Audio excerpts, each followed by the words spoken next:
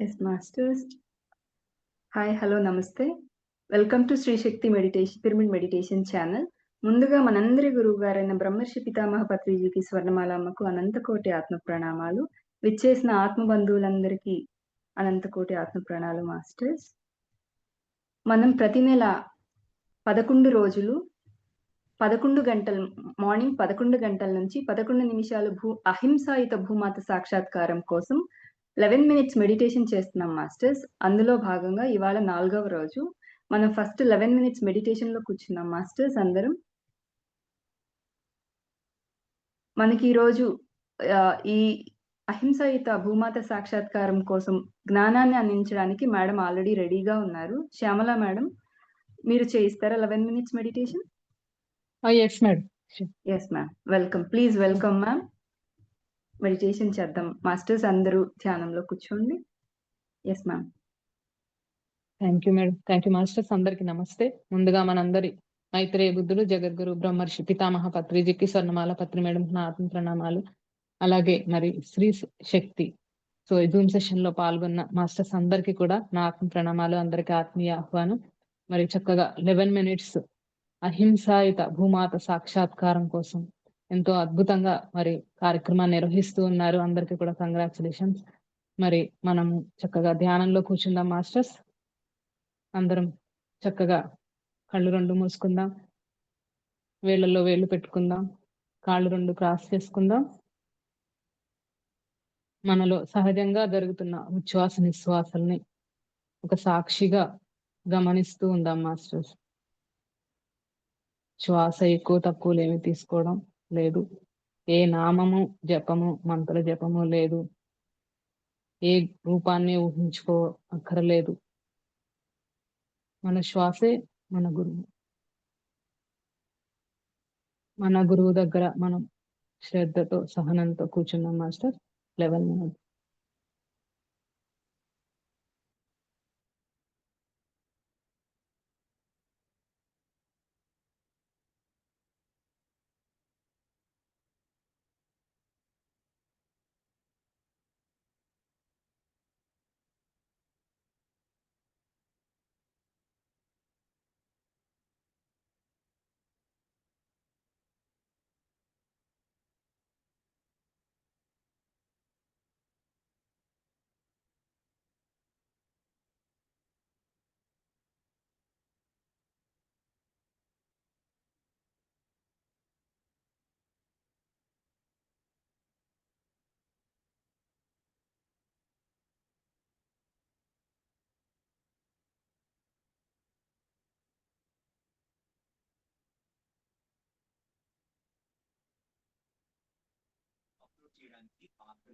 July 8, Big Boss Season 9 house tours are waiting for you.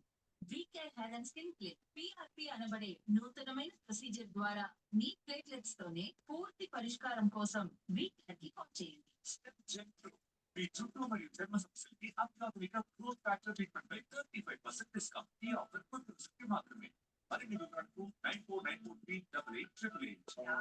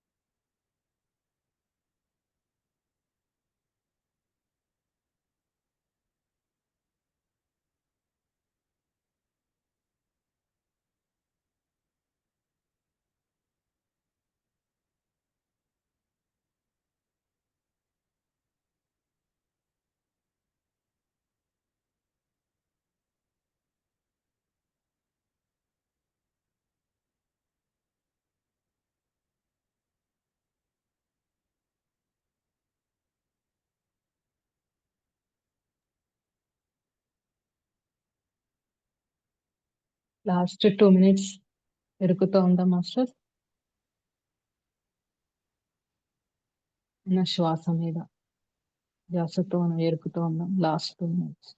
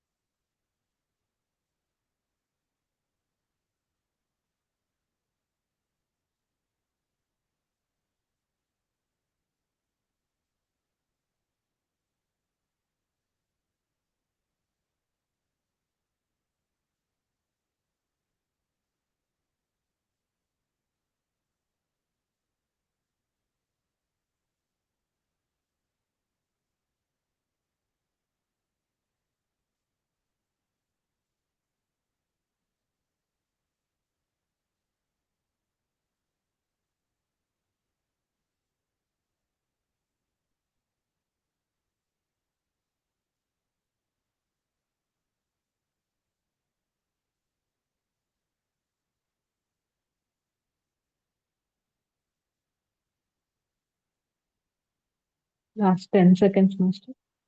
10, 9, 8, 7, 6, 5, 4, 3, 2, 1, 0. అరచేతులు రెండు విడదీసి కళ్ళ పైన పెట్టుకుందాం. 5 seconds. 5, 4, 3, 2, 1, 0. అరచేతులను చూస్తూ మెల్లిగా కళ్ళని ఓపెన్ చేయాలి. ధ్యానం నుంచి మెల్లిగా బయటకు రావడానికి ట్రై చేద్దాం masters. Thank you so much అందరికి. గౌతమ బుద్ధ ప్రభు ఆనాపానసతి ధ్యానాన్ని మనందరికీ పరిచయం చేసిన బ్రహ్మర్షి పితామహ పత్రిజీకి క్లాప్ చేసుకున్నాం మాస్టర్. కృతజ్ఞతలు తెలుపుకున్నాం. Thank you so much.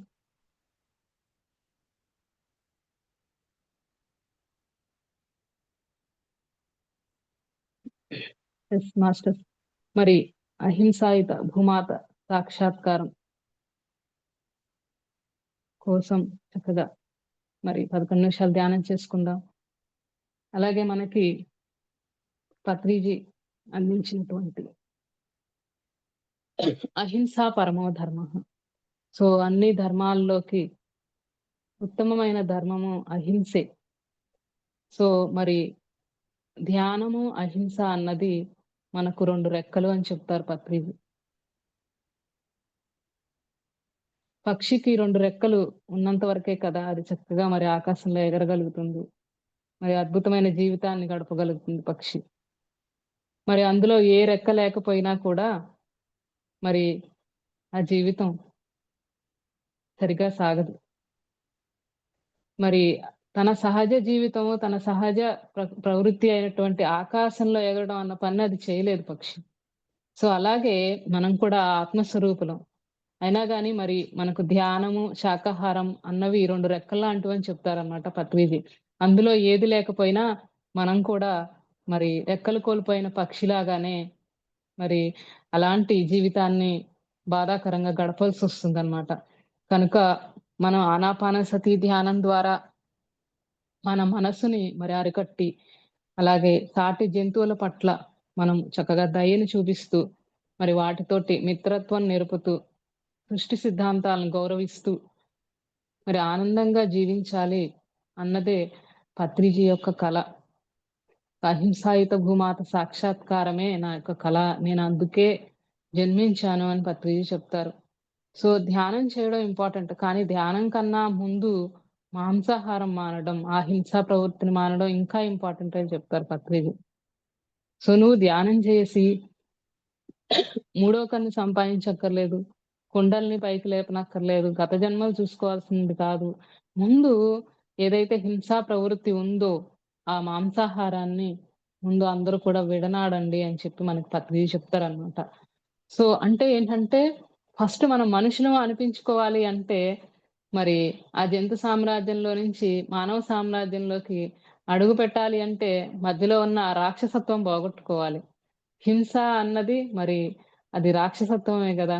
అవతలి మనం ఏదైతే మరి బాధని పొందుతామో ఏం చేస్తే అది మనం అవతలి వాళ్ళకి చేయకుండా ఉండాలి. సాటి జంతువులకు కూడా అదే బాధ ఉంటుంది. మరి మన ఆహారం కోసం దాన్ని చంపవలసిన అవసరం ఇప్పుడు లేదు మనకి. ప్రాచీన కాలంలో మరి అప్పుడు ఏన్షియంట్ సివిలైజేషన్స్ లో మరి స్టార్టింగ్ లో మనిషి ఏమీ ఆహారానికి తినడానికి లేకపోతే జంతువులను వేటాడి పచ్చిమాంసమే తినేవాడు. తర్వాత నిప్పును కనుక్కొని దాన్ని కాల్చి తిన్నాడు. తర్వాత మరి ఎన్నో ఆహార ధాన్యాలను పండించటం, వీటినన్నిటినీ కూడా తెలుసుకొని గొప్ప గొప్ప సివిలైజేషన్స్ అన్నిటిని చూసాము. ఇప్పుడు మనం ఎంతో మరి ఉన్నతంగా మరి టెక్నాలజీ కూడా డెవలప్ అయ్యి సివిలైజేషన్స్ మంచి సివిలైజ్డ్ పర్సన్స్ అనుకుంటున్నాము. కానీ మనం చేస్తున్నది ఏంటి? ఏన్షియంట్ సివిలైజేషన్స్ లో వాళ్ళు కాల్చుకుని తిన్నట్టే గ్రిల్ చేసుకొని చికెన్ని, చేపల్ని తింటున్నాం. మరి మనం ఎలా సివిలైజ్డ్ అవుతాం? వాళ్ళు చేసిన పనే మనం చేస్తున్నాం కదా. సో ఇది మనం ఒకరినొకరిసారి ప్రశ్నించుకోవాలి. అంటే నాగరికత అన్నది మనం వేసుకున్న బట్టలు, మరి ఆ టెక్నాలజీ ఉపయోగించడంలోనే కాదు. సో మరి తోటి జంతువుల పట్ల మనం ఎలా ప్రవర్తించాలి అన్నది కూడా మనం ఒకసారి అబ్జర్వ్ చేసుకోవాలి అని చెప్పి ఎందరో మహానుభావులు చెప్తూ ఉన్నారు మనకి. సో మనం ఏ విధంగా సివిలైజ్డ్ పర్సన్స్ అనుకుంటున్నామో ఒకసారి చెక్ చేసుకొని మరి ఆ హింసా ప్రవృత్తిని, ఆ జంతువు వాటిని చంపడం అనేది మరి మానుకోవాలి హింసా ప్రవృత్తిని. ఎందుకంటే ఆ హింసలోనే నరకం ఉంది. సో మరి హింసలో జీవిస్తూ నేను సుఖంగా ఉండాలని ఎలా అనుకుంటాం మనం? అవతలి జంతువుల్ని బాధ పెడుతూ మన ఆహారం కోసం మనకు ప్రోటీన్ ఫుడ్ ఏదో డాక్టర్ చెప్పాడు, మనకు ఆరోగ్యం కోసం మనం ప్రోటీన్ ఫుడ్ తినాలన్న ఒక అపోహలో మరి సాటి జంతువుల్ని చంపుకొని తింటున్నారు. అలాగే బలుల పేరుతోటి ఇంకా పైపెచ్చు వాటిని స్వర్గానికి పంపిస్తున్నాం అంటున్నారు బలిచ్చి. మరి స్వర్గానికి వాటిని పంపిస్తున్నాం అనుకున్న ఆలోచన ఉన్నప్పుడు ఎవరిని వారు బలి ఇచ్చేసుకోవచ్చుగా, మీరే స్వర్గానికి వెళ్ళిపోతారు డైరెక్ట్. మరి జంతువుల్ని ఎందుకు చంపడం? అవి స్వర్గానికి పంపిస్తున్నారా? సో మరి మిమ్మల్ని మీరే బలిచ్చుకోండి అలాంటప్పుడు అని మనకి గురునానక్ గారు అంటారు. ఆయన దోహాల్లో చెప్తారనమాట. ఆలోచించండి మనం చేస్తున్నది ఎలా ఉందో అన్నది మనకి ఎంతో మంది యోగులు చెప్పారు ఆ విషయాన్ని. అలాగే యోగి వేమన కూడా మనకి ఒక చక్కటి పద్యంలో చెప్తారు. పక్షి జాతి పట్టి పరగ హింసల పెట్టి కుక్షి నిండ కూరుటకును వండి తినడివాడు వసుధ చండాలుడు విశ్వదాభిరామ వినురవేమ. మరి పక్షి జాతిని పట్టుకొని వాటిని హింసలు పెట్టి మరి వాటిని వండుకుని మనం కడుపు నిండడానికి తినేవాడు వసుధ చండాలుడు అని చెప్పేసి వేమన గారు మనకి చెప్తూ ఉన్నారు. సో మనకి పత్రిజీ మనకు అందించిన సందేశం కూడా ధర్మాలన్నిటిలోకి పరమధర్మము అహింసా ధర్మము. ఏ ప్రాణికి కూడా హాని చేయకపోవటం, అంటే మనకంటే చిన్నవైన జంతు జాతి పక్షి జాతులకి హాని చేయకుండా సంరక్షించటం అనేది మరి మనకి ఈ వసుధకి పెద్దన్నగా వ్యవహరిస్తున్నాం మనం. అంటే మీనింగ్ వాటన్నిటిని పట్టుకొని వాటిని చంపి మనం తినే హక్కు మనకుంది, అవన్నీ ఉన్నాయి మన కోసమే పైగా అనుకుంటున్నారు కొంతమంది. ఉన్నాయి ఎందుకు వాటి జీ ఇంకా వాటి సంఖ్య పెరిగిపోతుంది మనుషుల కంటే ఎక్కువగా. అందుకని మనం చంపి తినడం వలన మనకి ప్రోటీన్ వస్తుంది. వాటిని కూడా మరి ఆ సంతతి పెరిగిపోకుండా మనం కాపాడిన వాళ్ళమవుతున్నాం, భూమిని రక్షిస్తున్నాం అనుకుంటున్నారు. మరి ఇలాంటి అతి తెలివితేటలను చూపిస్తే కరోనా లాంటివే వస్తాయి. పత్రిజీ అదే చెప్తున్నారు. పెద్దన్నగా బాధ్యత తీసుకోవడం అంటే వాటి పట్ల కరుణ చూపించి, వాటి మనుగడకు కూడా ఆధారంగా మరి ఉన్న వాటిని, ఆ వనరులను సంరక్షిస్తూ, మనం ఎలా అయితే జీవితాన్ని జీవించి ఆనందంగా అనుభవాలను పొందడానికి మనం వచ్చామో, మనతో సమానమైన హక్కు వాటికి కూడా ఉంది. ఈవెన్ మనకే కాదు. మానవ సామ్రాజ్యం ఒకటే లేదు మనకి. పృథ్వీ పైన ఖనిజ సామ్రాజ్యం, వృక్ష సామ్రాజ్యము, మరి జంతు, పక్షి సామ్రాజ్యాలు ఇవన్నీ ఉన్నాయి. వాటినన్నిటిని బ్యాలెన్స్‌డ్‌గా మనం వాడుకుంటూ, వాటిని కృతజ్ఞతతోటి చెప్పుకుంటూ, మరి వాటిని సంరక్షిస్తూ, మన ఆత్మ ఎదుగుదల కోసం మనం ఎలా అయితే మానవ జన్మ తీసుకున్నామో, అవి కూడా వాటి ఆత్మ ఎదుగుదల కోసం మరి జన్మ తీసుకున్నాయి అన్న సత్యాన్ని మనం గ్రహించాలి అని చెప్తారు పత్రిజీ. మనం ఏ విధంగా అయితే ఒకప్పుడు మరి ఖనిజంగా, వృక్షంగా, పక్షిగా, అలాగే జంతువుగా వస్తూ మానవ సామ్రాజ్యంలో ప్రవేశించాం. ఇప్పుడు మనల్ని ఎవరైనా వచ్చి కత్తితోటి చంపడానికొస్తే మనం ఎంత భయపడతాం? మన ప్రాణం మీద మనకు తీపి ఉంది. మరి ఆ జంతువుకి తన ప్రాణం మీద తనకి తీపి లేదా? దానికి ఉన్నాయి కదా! పిల్లలున్నాయి. దానికి ఒక జీవితం ఉంది. అది కూడా జీవితాన్ని అనుభవించి, మరి ఆత్మ ప్రణాళికలో భాగంగా అది కూడా ఆత్మ పరిణామ క్రమంలో మరి డెవలప్ అవుతూ చక్కగా మళ్ళీ మానవ సామ్రాజ్యంలోకి ప్రవేశించి, అక్కడి నుంచి ధ్యాన సాధనతో దైవ సామ్రాజ్యంలోకి ప్రయాణించాలి. అహింస నుంచి హింస మార్గం నుంచి అహింసా మార్గంలోకి ముందు మనం రావాలి. ఏదైతే రాక్షసత్వం ఉందో ఆ మానవత్వంలోకి వస్తేనే ముందు మనిషి అనిపించుకుంటాం. ఆ తర్వాత మానవుడయిన తర్వాత మహాత్ముడవుతాడు ధ్యాన సాధనతో. మనం వర్తమాన మహావీరుడు పేరు చెప్పుకుంటాం. మహావీరుడంటే ఆయనేమన్నా యుద్ధాలు చేశాడా? కత్తి పట్టుకుని ఎవరినైనా సామ్రాజ్యాలు జయించాడా? మహావీరుడు అన్న పదం ఎందుకొచ్చింది ఆయనకి? అహింసలో ఉన్న ఆ వీరత్వం అలా ఉంటుంది. అహింస అనే ఖడ్గం ఆయన పట్టుకున్నది. అహింసా సిద్ధాంతం ఆయన పట్టుకున్నది. అలాగే మహాత్మా గాంధీని కూడా మహాత్మా గాంధీ అన్నాం మనం. పత్రిజీ అదే చెప్తారు. సుభాష్ చంద్రబోస్ గారు కూడా మనకెంతో స్వాతంత్రం కోసం మనకి సమరాన్ని సాగించారు. భగత్ సింగ్ వీళ్ళంతా కూడా పోరాడారు. కానీ వాళ్ళని మహాత్మా అనలేదు కదా! మహాత్మా భగత్ సింగ్ అనలేదు. మహాత్మా సుభాష్ చంద్రబోస్ అనలేదు. గాంధీ గారిని మహాత్మా అని ఎందుకన్నారు అంటే, ఆయన అహింసా సిద్ధాంతం ఏదైతే పట్టుకున్నారో, ఆ అహింసా సిద్ధాంతంతోటి మరి స్వాతంత్రాన్ని సాధించారు. అదే మరి ఆఫ్రికా మరి నాయకులు కూడా మరి దాన్ని పాటించి వాళ్ళు స్వాతంత్రాన్ని తెచ్చుకున్నారు. అహింసా సిద్ధాంతం అనేది అంత గొప్పది. అది అందుకే వర్ధమాన మహావీరుడిని ఆయన మహావీరుడు అన్నారు. ఇక్కడ మనం తెలుసుకోవాల్సింది ఏంటంటే, మన ప్రథమ కర్తవ్యం మానవులుగా ఏంటంటే అహింసించి మరి వాటిని చంపకుండా వాటితోటి మైత్రితో ఉంటూ మరి సకల జీవరాశితోటి ఆ ఏకత్వ భావనతోటి ఉండగలిగేంత మరి అన్నిటిల్లోనూ మరి పరమాత్మ అని దర్శించగల సామర్థ్యం కూడా మనకి ధ్యానం వల్లనే వస్తుంది. దేవుడు మనం అన్ని చోట్ల ఉన్నాడు. ప్రతి పుట్టలోనూ ఉన్నాడు, ప్రతి ప్రాణిలోనూ ఉన్నాడు, మనలోనూ ఉన్నాడు. మరి మనలో ఉన్న దైవమే ఎదుటి ప్రాణిలోను కూడా ఉంది. ఇందాక మనం అనుకున్నట్టు మనం ఏ విధంగా అయితే ఆత్మ పురోగతి కోసం మనం సాధించడానికి వచ్చామో, అవి కూడా వాటి ఆత్మ పురోగతి కోసం అవి జీవితాన్ని సాగించుకొని వచ్చినప్పుడు మనం వాటి యొక్క ఆత్మ అనుభవాలు పొందడంలో అడ్డుపడటంలో మరి అక్కడ కర్మను తీసుకుంటాం. మనం ఏదైతే ఇచ్చామో హింస ఇచ్చామనుకోండి, ప్రతిగా మనకి హింసే వస్తుంది. అధర్మంలో ఉండడం వల్ల ఆ హింసా ప్రవృత్తిలో మనకి ప్రతిగా మనం కూడా హింసించబడటం రకరకాల రోగాలతోటి ఆ పాపాలు మరి చేయడం వలన మరి దుఃఖము, అవమానాల రూపంలోను, రోగాల రూపంలోను మనకి నాడీ మండలం అశుద్ధం అవుతుందన్నమాట.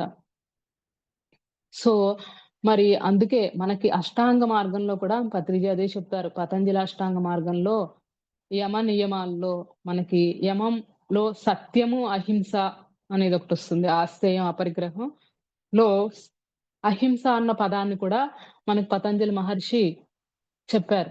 సో, ఈ అహింస అంటే మరి ఆ జంతువుల్ని ఏదైతే ఉందో పక్క వాటిని హింసించటం, మాంసం తినడం, ఇవన్నీ కూడా రాక్షసత్వ లక్షణాలన్నమాట. సో, ఆ రాక్షసత్వంలో నుంచి హింస పోయి అహింసా ధర్మంలోనికి రావాలి. సో, ఉదాహరణకి మనం రావణుడిని చూసుకుంటే, రావణ బ్రహ్మే, కానీ రావణ అసురుడయ్యాడు.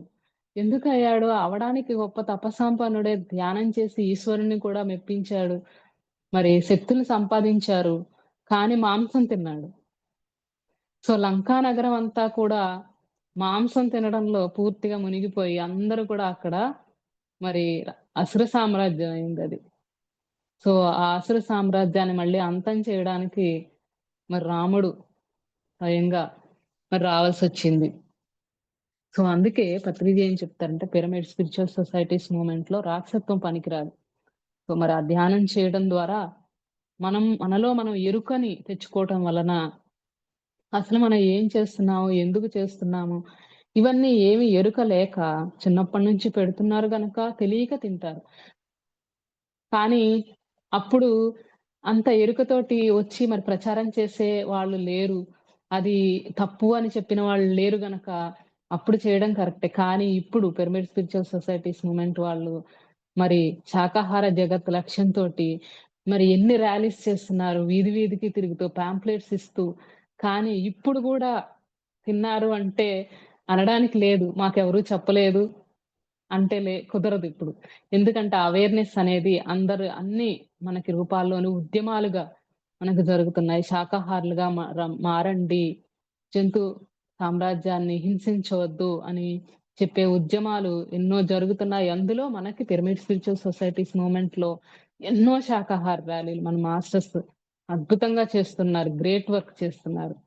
సో, ఈ అహింసాయుత భూమాత సాక్షాత్కారం కోసమే అహర్నిశలు శ్రమిస్తూ ధ్యానము, శాకాహారము, మరి పిరమిడ్ శక్తి ఈ మూడిటితోటి మరి అందరూ కూడా చక్కగా ఆ లోక కళ్యాణం అనేది జరగాలి అని ఆశిస్తూ చక్కగా చేస్తూ ఉన్నారనమాట.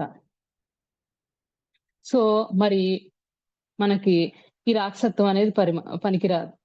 సో, మనకి ఇందాక చెప్పుకున్నట్టు వర్ధమాన మహావీరుడు కూడా అహింసా ధర్మం గురించి, మరి బుద్ధ భగవానుడు కూడా మరి వాళ్ళు హింస మీద దాడి చేశారు.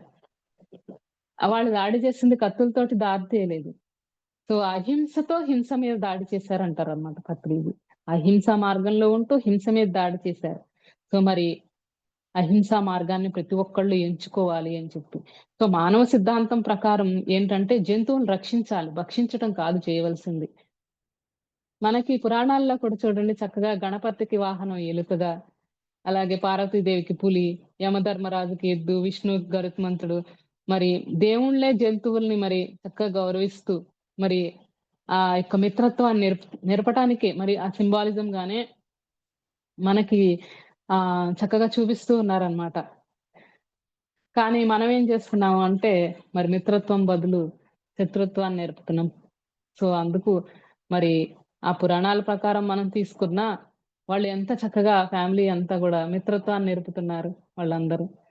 సో, మరి మన కుటుంబం గురించి ఆలోచిస్తే మానవత్వం అవుతుంది. అలాగే ప్రపంచం గురించి ఆలోచిస్తే దైవత్వం అవుతుంది. సో, మరి ప్రతి ప్రాణి పట్ల కూడా కరుణ చూపిస్తూ మరి శాకాహారిగా పుట్టి మాంసాహారిగా అవ్వకుండా మరి మనం పుట్టింది శాకాహారులు. శాకాహారులుగానే పుట్టాం. మనం మాంసాహారులం కాదు. ఒక పులి వేటాడి జంతువుని తింది అంటే అది జంతు ధర్మం. దానికి తప్పు లేదు. అది తినొచ్చు. ఎందుకంటే దానికి అన్నము, పప్పు తినలేదు. దోసలు, ఇడ్లీ, సాంబార్ తినలేదంటారు పత్రిజీ. ఒక మొసలి జన్మ తీసుకుందంటే అది గూడా అంతే గదా! ఇడ్లీ, సాంబార్ తినలేదు. సో, దాని ధర్మం అది జంతు ధర్మం ఏంటి అంటే అది వేరే దాన్ని భక్షించి తింటుంది. కానీ మనిషికి ఇన్ని రకాల ఐటమ్స్ ఉండగా కేవలము ఆ జంతువులను పట్టి హింసించి మరి ఆ రక్తపు కూడు మరి మనం ఆ పొట్టలో వేసుకుంటే ఏదైనా ఎవరినైనా చనిపోయినప్పుడు చూడటానికి వెళ్తే వచ్చిన తర్వాత తలనిండా స్నానం చేసి వస్తారు మైలని చెప్పి. సో మరి అలాంటిది చనిపోయిన జంతు కళేబరాల్ని పొట్టలో వేసుకొని మరి చేస్తున్నదేంటి? అది మైల అవుతుంది. ఇదేమవుతుంది మరి అట్లాంటప్పుడు?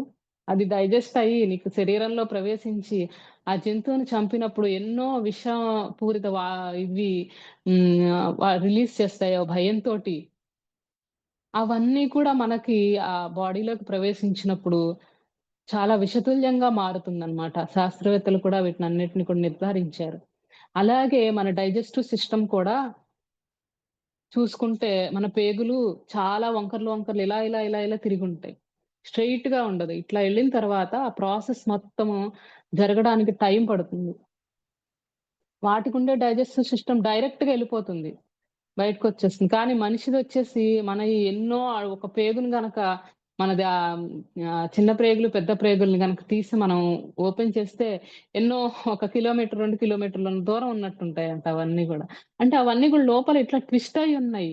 సో, అదంతా పాస్ అయ్యి లోపలికి ప్రవేశించి అది డైజెస్ట్ అయ్యి ఎంత కష్టపడుతుంది శరీరం. ఈవెన్ మన దంతాలు గూడా దానికి ఇదిగా లేవు. అది జంతువుల కంటే కూరలుంటాయి. ఆ కూరలతోటి పీక్కు తినడం.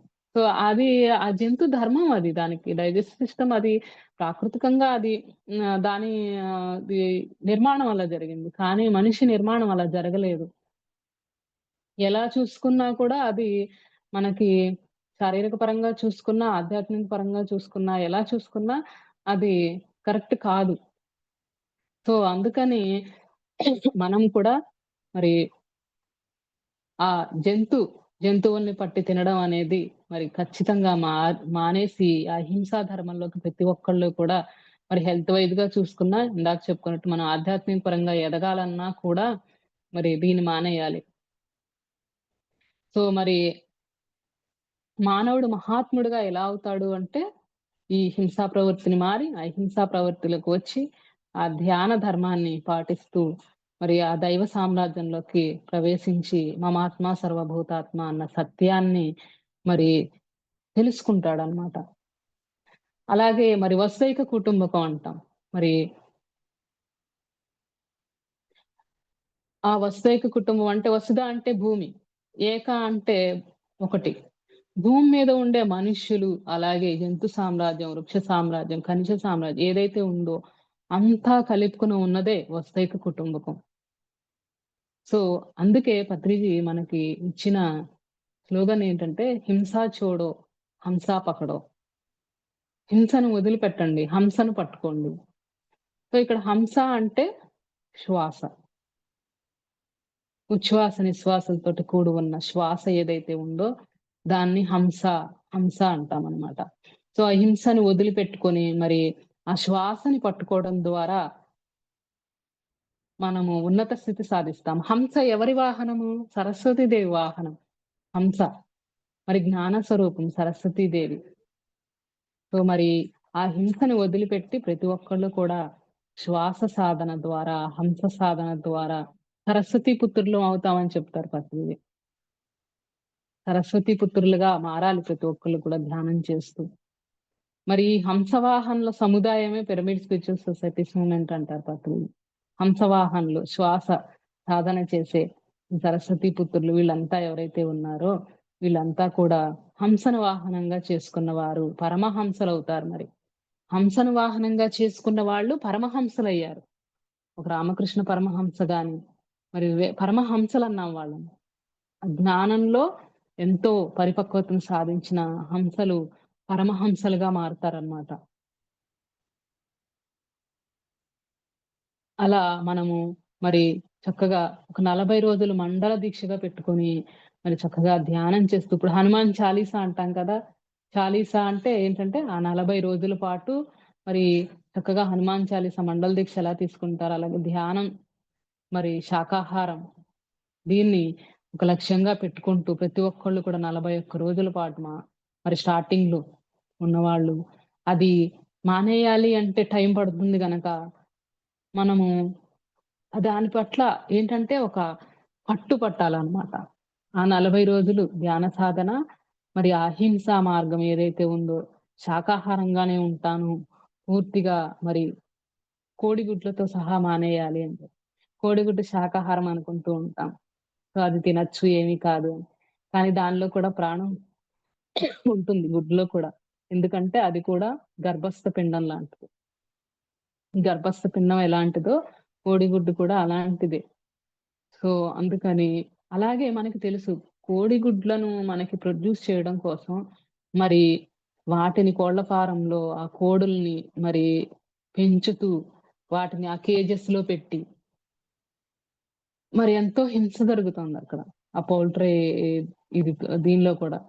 సో వీటినన్నిటిని మనం చూస్తూ కూడా మళ్ళీ ప్రోటీన్ కోసమని ఎగ్స్ తినడం కూడా కరెక్ట్ కాదు. పత్రిజీ కోడిగుడ్లతో సహా వదిలిపెట్టాలని మనకి చెప్పారు. అది శాకాహారం కాదు.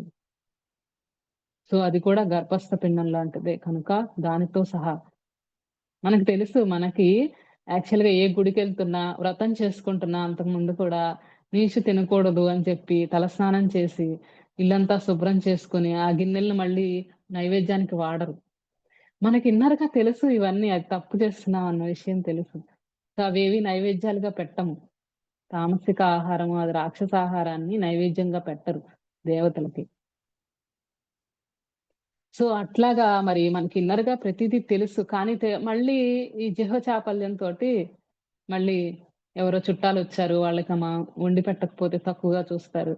పెళ్ళిళ్ళల్లో ఇది పెట్టకపోతే వాళ్ళు పిసినారనుకుంటారు. సో ఇలాంటి ఒక అలవాట్లు అంతకు ముందు నుంచి వచ్చినయి ఏవైతే ఉన్నాయో, చుట్టాలందరూ దూరమవుతారు. లేకపోతే అన్న ఒక వీటిల్లో మళ్ళీ కంటిన్యూ చేస్తూ ఉంటాం.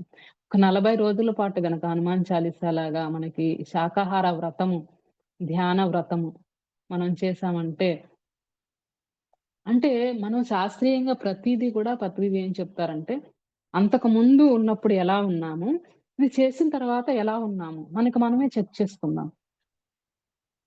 ఎప్పుడైనా కానీ అంతే కదా! అంతకుముందు మనం ఎలా ఉన్నాము, చేయకముందు, ఇప్పుడు ఇది చేసిన తర్వాత ఎలా ఉన్నాము, డిఫరెన్సెస్ ఏంటి అన్నది మీకు మీరే చెక్ చేసుకోండి. సరే మీకేమీ రాలేదనుకోండి, అప్పుడు మీ ఇష్టం. కానీ 41 రోజుల పాటు మాత్రం ధ్యానము, స్వాధ్యాయము, సజ్జన సాంగత్యము చక్కగా జూమ్స్‌లో జరుగుతున్నాయి.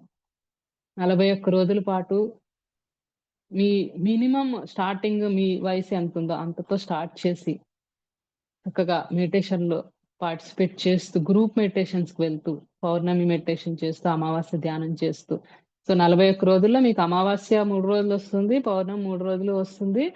సో అవి అన్నీ చేస్తా 40 దీక్ష తీసుకోండి. అయ్యప్ప దీక్ష అని, హనుమాన్ దీక్ష, అమ్మవారి దీక్ష, భవానీ దీక్ష ఎలా తీసుకుంటారో మరి హింసా చూడో హంసా పకడో దీక్ష తీసుకొని అంతకుముందు ఎలా ఉంది, ఇప్పుడు ఎలా ఉంది, మీలో వచ్చిన చేంజెస్ ఏంటి, మీ ఆలోచన విధానంలో గాని, మరి మీ శారీరక అస్వస్థతలు పోవడం గాని ఏమైనా ఉన్నాయి. నోట్ చేసుకుంటూ ప్రతి క్షణం ఎరుకతోటి మరి గమనించుకుంటూ ఉంటే మనకే తెలుస్తుంది.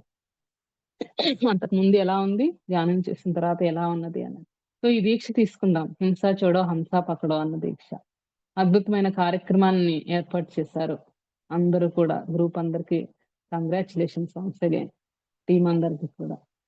ఎందుకంటే మనకి ఇన్ని జూమ్ కార్యక్రమాలు ఇవన్నీ ధ్యానం కోసం గాని, సజ్జన మనలో ఇంకా కూడా ఇదేంటి అసలు సత్యం తెలుసుకోవాలన్న తృష్ణ పెరుగుతూ ఉంటుంది. చక్కగా ఆ సత్యం కోసం మన సాధన అనేది పెరుగుతూ ఉంటుంది. ఎంతోమంది మాస్టర్స్ చక్కగా వాళ్ళ యొక్క అనుభవాలు చెప్తూ ఉంటారు. అంతకుముందు ఎంత మాంసాహారులుగా ఉన్నవాళ్ళు ధ్యానం చేసిన తర్వాత చక్కగా శాకాహారులుగా మారిపోయి ఆనందంగా జీవితం జీవిస్తున్న పిరమిడ్ మాస్టర్స్ ఉన్నారు. సో వాళ్ళందరూ కూడా కంకణం కట్టుకొని ఇప్పుడు మరి శాకాహార ర్యాలీలు చేస్తూ ఎంతో అద్భుతంగా అందరికి జ్ఞానబోధ చేస్తూ జీవితాన్ని ఎంతో అద్భుతంగా గడుపుతూ ఉన్నారు. ఎన్నో అనారోగ్య సమస్యలు, మృత్యుముఖం వరకు కూడా వెళ్ళి అలాగే సూసైడ్ థాట్స్ తోటి ఉన్న మాస్టర్స్ అంతకుముందు వాళ్ళందరూ కూడా అరే ఇవన్నీ ఏంటి అని తెలుసుకొని మరి పత్రిజీ అందించినటువంటి మరి ఆ గౌతమ్ బుద్ధ ప్రభు ఆనాపానసతి ధ్యానం ఎప్పుడైతే చేశారో కంప్లీట్ గా లైఫ్ మారిపోతుంది అనమాట. సో ఆ అనుభవాలన్నీ విన్నాక మనం కూడా ఖచ్చితంగా ప్రయోగం చేయాలి. మరి అలా వదిలేయకూడదు కదా, ఇంతమంది చెప్తున్నారు అంటే ఏదో ఉంది ఇందులో అన్నది తెలుసుకోవాలి. సో మనం కూడా మరి ఆ దీక్ష తీసుకొని చక్కగా అహింసాయుత భూమాత సాక్షాత్కారం కోసం, మనల్ని మనం మార్చుకోవటం కోసం చక్కగా మరి ధ్యాన సాధన చేద్దాం మాస్టర్స్ అందరం కూడా. మేడం ఇంకా టైం ఉందా? Yes, yes madam. Okay madam. Okay. ఎవరైనా మాట్లాడతారంటే కూడా మాట్లాడేద్దాం. ఓకే మేడం ఇంకా మీరు కంటిన్యూ కంటిన్యూ చేయమన్నా చేస్తారంటే చెయ్యండి హ్యాపీగా. ఓకే. ఇంకో 10 మినిట్స్ కంటిన్యూ చేసిన తర్వాత మాస్టర్స్ తోటి మాట్లాడదాం ముందు. Yes madam. Okay madam. మరి మనకి శాకాహారంతోనే సంపూర్ణ ఆరోగ్యం కూడా వస్తుంది. మనకి సైంటిస్టులు ఎంతో మంది మరి చక్కగా చెప్పారనమాట. మరి ఇవన్నీ కూడా వ్యాధులు అన్నీ కూడా మనకి ఎందుకు వస్తున్నాయి అంటే సరైన ఆహారం తీసుకోకపోవడం వల్లే వస్తున్నాయి. శాకాహారంలో ఏంటంటే చక్కగా ప్రాణశక్తి ఎక్కువ ఉండి సజీవత్వంతో ఉండటం వల్ల ఏమవుతుందంటే మనకి డెడ్ సెల్స్ ఎక్కువ ప్రొడ్యూస్ కాకుండా శాకాహారంలో చక్కగా మంచి సెల్స్ ప్రొడ్యూస్ అవుతాయి అన్నమాట. మరి అవి ప్రకృతిలో సూర్యరశ్మిని చక్కగా మరి నీటిని, నేల నుంచి పోషకాలని, గాలి నుంచి పోషకాలని తీసుకొని మరి ఆహారం తయారు చేయగల సామర్థ్యం మొక్కలకు ఉంటుంది. మొక్కలకి మాత్రమే ఉంటుంది. అలాగే మన రోగనిరోధక వ్యవస్థని మరి పెంపొందించడంలో మరి చక్కగా ఆ సప్త వర్ణాలు ఏవైతే ఉన్నాయో వాటి నుంచి కూడా సూర్యశక్తిని గ్రహించి మరి పత్రహరితం రూపంలో మరి మొక్కలు స్టోర్ చేసుకుంటాయి చక్కగా. సో అలాంటి ఆహారం తీసుకోవడం వల్ల మనలో కూడా ప్రాణశక్తి అనేది చక్కగా రైజ్ అవుతుందన్నమాట. మరి అది మనకి రక్తాన్ని శుద్ధి చేయడానికి గాని, అలాగే రెడ్ బ్లడ్ సెల్స్ మళ్ళీ ప్రొడ్యూస్ చేయడానికి గాని, మరి హిమోగ్లోబిన్ డెవలప్ చేయడానికి గాని, అలాగే మనం మన బ్లడ్ లో మరి ప్యూరిఫై చేయడానికి గాని, సో ఇవన్నీ చక్కగా జ్యూసెస్ ఇవన్నీ తాగమని చెప్తున్నారు మనకి. క్యారెట్, బీట్రూట్, మరి కీర ఇవన్నీ కూడా. సో ఇట్లా చేయడం వల్ల మనకి మనలో ఇమ్యూనిటీ చక్కగా డెవలప్ అవుతుందన్నమాట. సో అవన్నీ కూడా ఇమ్యూనిటీ డెవలప్ అవ్వడానికి మనకి చక్కగా ఉపయోగపడతాయి. ఈ పత్రహరితం ఏదైతే ఉందో ఆ క్లోరోఫిల్ నుంచి తయారు చేసిన ఆహార పదార్థాలు. సో మరి అలాగే చక్కగా ఫైబర్ కూడా ఎక్కువ ఉంటుంది. హై అమౌంట్ ఆఫ్ ఫైబర్ ఉంటుంది శాకాహారంలో. సో మరి దీని వల్లనే కదా మనం ఫైబర్ ఎక్కువ తీసుకోపోవడం వల్ల రక్తంలో చక్కెర స్థాయిలు అవన్నీ ఎక్కువ పెరగడం. సో ఇవన్నీ కొలెస్ట్రాల్ ని పెంచడం. ఇప్పుడు ఇవన్నీ కూడా కొలెస్ట్రాల్ ని పెంచుతాయి. ఈ ఫ్యాట్, యానిమల్ ఫ్యాట్ అన్ని కూడా కొలెస్ట్రాల్ ని బాగా ఎక్కువ చేస్తాయి అన్నది మరి శాస్త్రవేత్తలు కూడా చెప్పారు. మీరు ఏదైతే ప్రోటీన్ అనుకుంటున్నారో ఆ ప్రోటీన్ తో పాటు మరి లోపల కొవ్వులు, జంతు సంబంధమైన కొవ్వు కూడా మనలో పేరుకుపోతూ ఉంటుంది ఫైబర్ తక్కువ ఉంది. మరి అట్లా మరి ఆ చిన్న పేగుల్లో లోపలికి వెళ్ళిపోయి ఇప్పుడు మాంసాన్ని మనము ఒక ఫ్రిడ్జ్ లో పెట్టేసుకుని దాచుకుని తీసుకుని తింటున్నారు. అలా కాకుండా బయట పెట్టి ఉంచితే తర్వాత రోజు చూడండి కుళ్ళిపోయి ఎలాంటి స్మెల్ వస్తుంది. సో అది మరి పేగుల్లోకి వెళ్ళిపోయి అది లోపల ఎంత కుళ్ళిపోతుంది.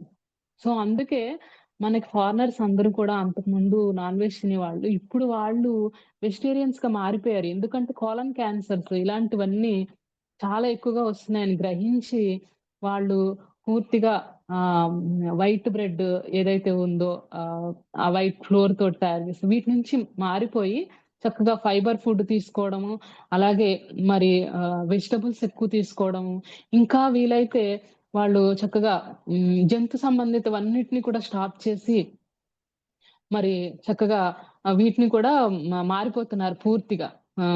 ప్యూర్ వెజిటేరియన్స్ గా మారిపోతున్నారన్నమాట. సో మరి అట్లాగా పండ్లు, కూరగాయలు, మొలకెత్తిన గింజలు మరి ఇవన్నీ కూడా మనకి ఎంతో ఆరోగ్యకరం. ఏదో డాక్టర్ చెప్పాడు ఇది అది అనుకుని మనం వాటిని తింటున్నాం గాని అన్నమాట. సో అట్లా మనం శాకాహారంలో ఎన్నో విటమిన్స్, మినరల్స్ ఇవన్నీ కూడా ఉంటాయన్నమాట. సో సో మనం అందుకని ఈ హింసా ప్రవృత్తి నుంచి మరి ఈ జంతువుల నుంచి వచ్చిందే మనకి చక్కగా వస్తాయి అనేసి మొదలెట్టారు అంటే లేనిపోని అనర్థాలను కొని తెచ్చుకోవడం అవుతుంది. శాకాహార ప్రాముఖ్యతని మరి ఆరోగ్యపరంగా కూడా గ్రహించాలి. మరి వివాహాలు, పుట్టినరోజులు, మరి సంతోషకరమైన సంబరాలు, లేదంటే చనిపోయారు ఎవరో ఇష్టమైన వాళ్ళు అని చెప్పి ఆ విషాదకర సమయాల్లో ఇతర జీవుల్ని చంపి తినడం అనేది అత్యంత పాశవికం. మరి ఇది గూడా మనకి చెప్తున్నారు. మరి బలం కోసం మాంసాన్ని తినడం, ఇవన్నీ చేయడము. మరి మన జీవితాన్ని రక్షించుకోవడం కోసం మరి ఇంకొక జీవితాన్ని నాశనం చేయడం, ఇట్లాంటివన్నీ కూడా మరి చెయ్యొద్దు అని జెప్పి మనకి మహానుభావులందరూ చెప్పడం జరిగిందన్నమాట.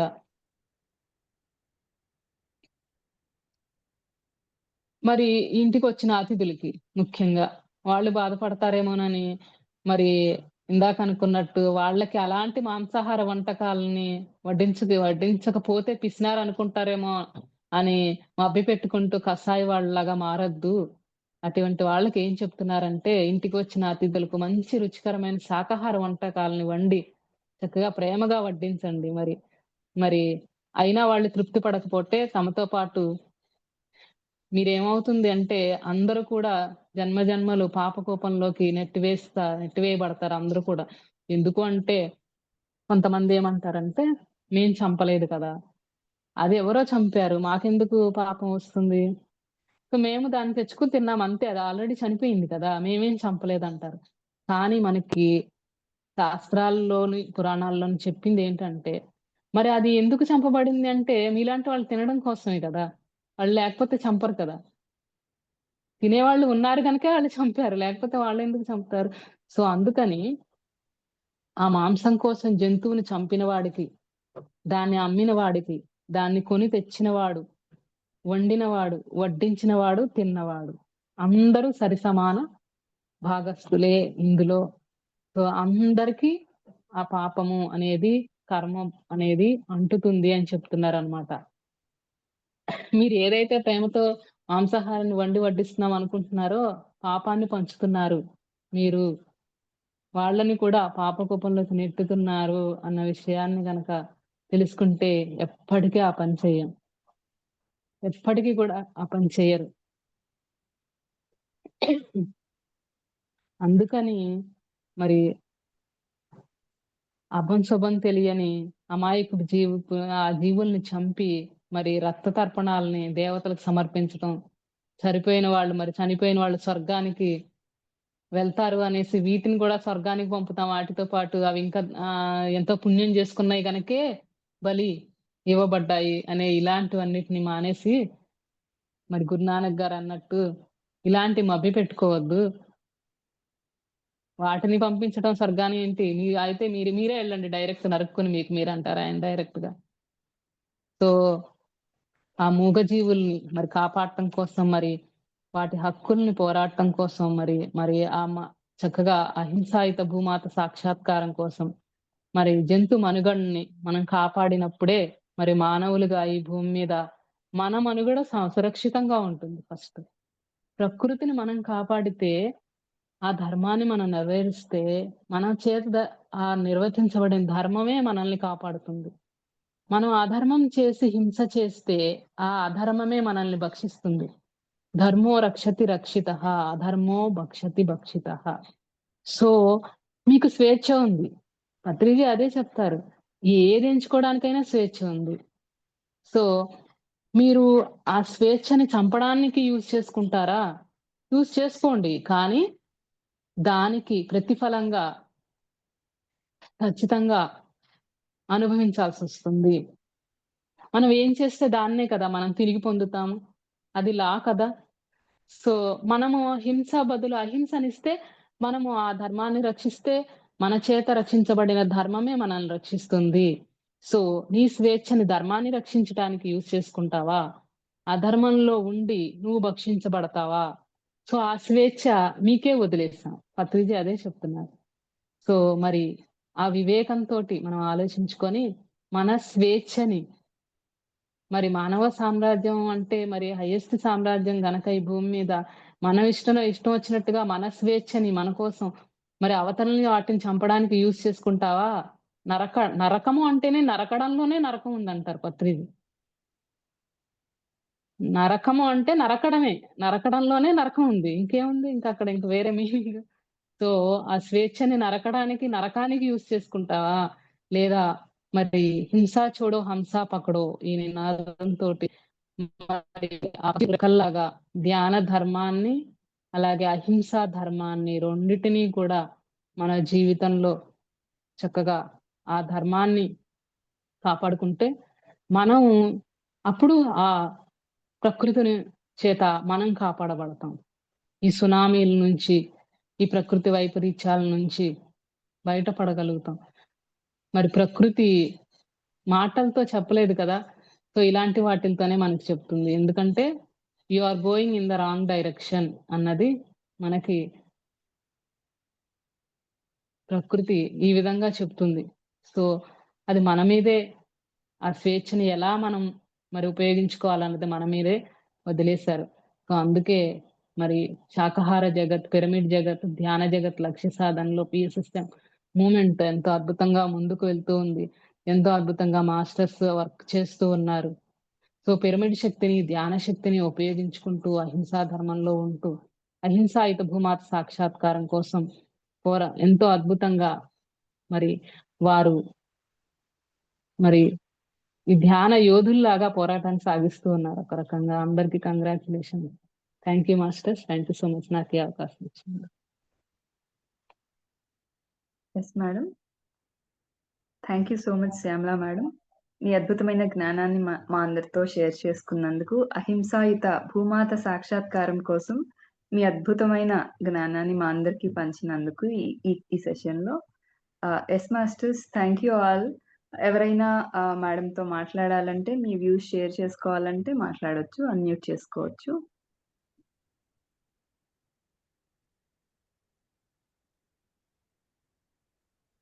Yeah thank you madam, thank you so much.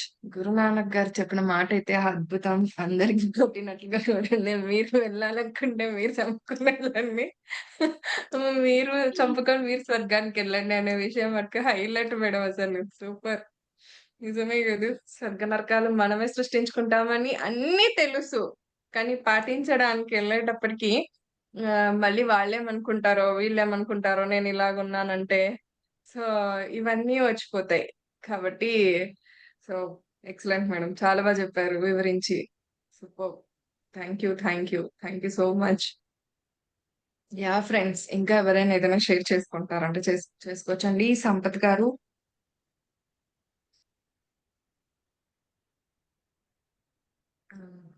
Madam నమస్తే మేడం, ఫ్రమ్ నల్గొండ. నమస్తే డైలీ సురేష్ అన్న గారు లింక్ పెడుతున్నారు. ఈరోజు అన్నగారి పెట్టిన అహింసాయుత భూమాత కోసం పెట్టినది. డైలీ 10 minutes మేము కూడా మెడిటేషన్ చేస్తున్నాము, 11 to 11 minutes. అది ప్రోగ్రామ్ పెట్టినప్పుడు కూడా, ఇది కూడా జూమ్ పెట్టినారు, బాగుంది. ఎక్కడ ఉన్నా కూడా నాతో పాటు ఒక 2-3 ఉంటారు, వాళ్ళతో కూడా చేపించి కార్యక్రమం చేస్తాను. బాగుంది మేడం క్లాస్. మేము కూడా ఎవరికైనా చెప్పాలని అంశాలు కూడా ఈరోజు మేము వినడం జరిగింది ఈరోజు. Thank you, thank you. Yes correct. Thank you sir, thank you. ఒకరికి వెళ్ళి మేము కూడా చెప్పాలి, ఇలాగా మమ్మల్ని కూడా క్వశ్చన్స్ వేస్తుంటారు కదా మేడం. ఒకరికి వెళ్ళి మేము కూడా చెప్పాలంటే మటుకు నిజంగా పాయింట్స్ బాగా చెప్పారు. ఒకరికి చెప్పాలండి. Correct sir. Thank you sir. Thank you. Yeah friends, ఇంకా aunty Pramila aunty, thanks aunty join అయినందుకు. Hi Indu. Hi madam. Hi aunty. నేను లేట్ గా జాయిన్ అయినాను. Yes aunty. ఆంటీ వీలంటే వీడియో ఆన్ చేసుకోండి. వావ్. Pramila madam done. నమస్తే మేడం ప్రమీల మేడం. నమస్తే Shyamala madam. నమస్తే నమస్తే నమస్తే మేడం. నమస్తే మేడం. అంటే నేను లేట్ గా జాయిన్ అయ్యాను, ఇంట్లో పిల్లలు ఉన్నారు కొంచెము. లాస్ట్ లో జాయిన్ అయ్యాను, చాలా బాగా చెప్పాను లాస్ట్ లో కూడా పాయింట్స్ అన్ని. అవును మేడం. Yes aunty. ఓకేనా friends. Okay aunty, thank you aunty. Okay, welcome welcome. ఇంకా ఫ్రెండ్స్ ఎవరైనా ఏదైనా షేర్ చేసుకుంటారా? యా మేడం, క్లోజ్ చేసేసేయండి. Yes okay, thank you madam. Bye bye. Thank you. Brahmani Bye. గారు, over to you. Yes Shyamala madam, thank you so much once again. మీ జ్ఞానాన్ని మా అందరితో షేర్ చేశారు. అద్భుతమైన పాయింట్స్ అన్ని కవర్ చేశారు మేడం. మనం ఎలా అయితే మారొచ్చో 41 డేస్ మండల దీక్షలాగా తీసుకుంటే మనం ధ్యానము, శాకాహారం మనము ట్రై చేసి ఎవరైనా ఎలాంటి నాన్ వెజిటేరియన్ అయినా అలా ట్రై చేస్తే ఆ 41 డేస్‌లో ఎలా చేంజెస్ వాళ్ళలో వాళ్ళ చేంజెస్ గమనించుకోవచ్చో ఈ పాయింట్ చాలా బాగా అనిపించింది. ఎవరైనా ఎక్స్‌పెరిమెంట్ లాగా ట్రై చేయొచ్చు. వాళ్ళలో వాళ్ళ మార్పులు చూసుకోవచ్చు. Yes madam, thank you so much. Thank you all masters. ఇంత అద్భుతమైన టాపిక్ మూగజీవుల కోసం మనందరం చేస్తున్న అహింసాయుత భూమాత సాక్షాత్కారం కోసం మనందరం మన పత్రి సార్ ఇచ్చిన మెసేజ్ ప్రకారం మనందరం చేస్తున్న ఈ ధ్యానం కోసం జాయిన్ అయినందుకు, ఇంత అద్భుతంగా దీన్ని డైలీ అటెండ్ అవుతున్నందుకు థ్యాంక్ యూ సో మచ్. మళ్ళీ నెక్స్ట్ క్లాస్లో మనం అందరం జాయిన్ అవుదాం రేపు. Thank you all.